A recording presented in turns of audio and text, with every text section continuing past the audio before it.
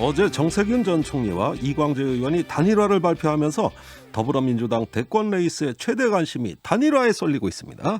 이재명 후보를 겨냥한 반 이재명 연대의 시작이다. 이런 평도 지배적이네요. 직접 레이스를 뛰고 있는 분 만나보겠습니다. 기호 9번입니다. 김두관 의원 전화로 연결되어 있습니다. 김 의원님 안녕하세요. 예, 반갑습니다. 김두관입니다. 네, 안녕하십니까. 자, 이게 경선 레이스가 아주 일정이 빡빡합니다. 굉장히 정신없이 돌아갈 것 같은데 힘들지 않으세요? 체력은 제가 타고 나서 그래도 일정 잘 치르고 있고요. 예. 끝까지 최선을 다하겠습니다. 네, 오늘도 TV 토론이 예정돼 있죠. 예, 밤늦게 MBC 100분 토론에 저희들이 출연합니다. 알겠습니다. 잘 지켜보겠고요. 먼저 이 질문 드리겠습니다. 왜 대통령은 김두관이어야 하는가? 예, 많은 국민들께서 궁금해하시는데요. 예. 연방제 수준의 분권 국가 그리고 삶의 질 12국가를 만들 사람은 저밖에 없거든요. 아, 그래요? 제가 여러 차례 말씀드렸듯이 우리나라가 다극 분권 국가로 체제를 바꾸어 가야만 미래가 있다고 저는 생각을 하거든요. 예. 여러 가지 이제 부동산, 환경, 교통 이런 많은 문제가 사실은 수도권 일극 중심주의 때문에 생기는 폐해라고 저는 그렇게 진단을 합니다. 네. 그래서 자치분권 그리고 균형 발전만이 대한민국 미래를 구할 수 있다 저는 이렇게 확신하고 있고요. 예. 그 일에 가장 제가 적임자라고 감히 생각합니다. 아, 그렇군요. 예, 연방제 수준의 분권국가 조금 이따 여쭤보고요. 그 경선에서요. 지금 이광재 의원하고 정세균 전 총리가 단일화됐단 말입니다. 이걸 어떻게 받아들여야 되는가? 이제 다른 후보들도 단일화에 대해 고민할 때가 아닌가 이런 느낌이 들어요. 어떻습니까? 아마 예선 전까지는 그럴 것 같지 않고요. 네. 지난 7월 3일에 이제 정세균 후보하고 이낙연 후보 오찬도 하고 아마 연대의 모습을 보여줬는데 아무래도 예선 통과하고 본선쯤에 아마 그 단일화 효과가 클 때 하지 않을까 싶고요. 정세균 후보, 이광재 후보의 단일화는 우리가 애초에 그 흐름을 이해하고 있었기 때문에 혹시 이광재 후보로 단일화 됐으면 좀 관심이 높았겠지만 정세균 후보 쪽으로 단일화돼서 단일화 그리 효과가 큰 것 같지는 않습니다. 아, 그래요. 자, 그런데 경선 초반부터 지금 구도를 보면 이재명 대 반이재명 구도로 양분되고 있어요. 오히려 후보들의 다양한 개성과 비전이 드러나야 되는데 이런 구도 좀 아쉽지 않습니까? 저는 많이 아쉽게 생각을 합니다. 지나치게 아무래도 워낙 1위를 달리는 후보이기 때문에 이재명 지사 주요 정책으로 내걸었던 기본소득이랄지 여러 가지 해난에 대해서 좀 집중 공세가 이루어지고 또 최근 후보 단일화가 이루어지니까 이재명 대 반 이재명 이렇게 이제 프레임을 짜는데요. 현장에서 전혀 그렇지 않고요.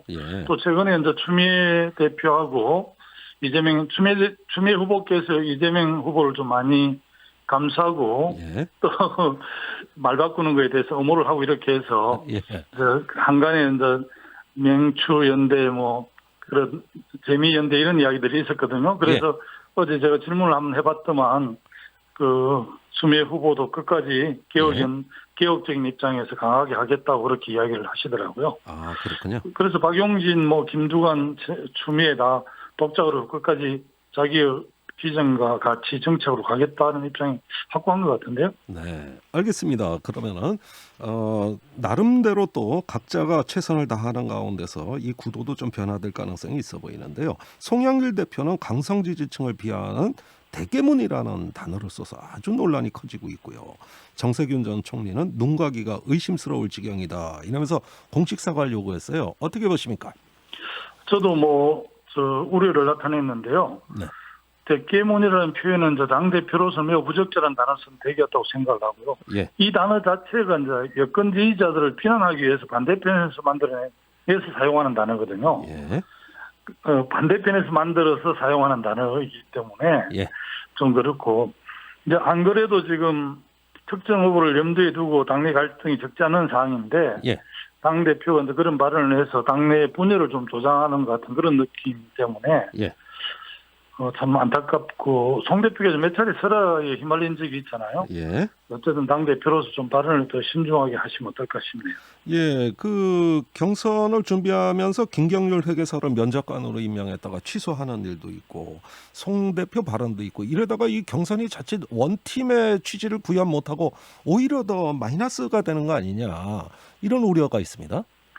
아무래도 뭐 최근에 저희들 국정 운영과 관련해서도 그렇고 우리 당내 경선에 대한 염려들을 좀 많이 하셨는데요. 예. 최근 저 국민 면접관 제도에 약간 뭐 경쟁률 회계사 문제도 있고 이랬지만 이제 나름대로 저 정비를 해서 청주에서 면접관 그런 면접관 면접도 하고 예. 또 자기 정책 발표도 내일 이렇게 하게 되고 또 세 차례 지금 TV 토론을 통해서 예. 그래도 국민들께서 더불어민주당의 대선 경선, 예비 경선에 대해서 좀 관심이 고조되는 것 같아서 좀 다행스럽게 생각을 합니다. 예. 그래도 좀 알겠습니다. 관심을 가져주시는 것 같습니다. 예, 좀 관심을 가져주시고 어느 정도 모아진다 이런 말씀이신데요.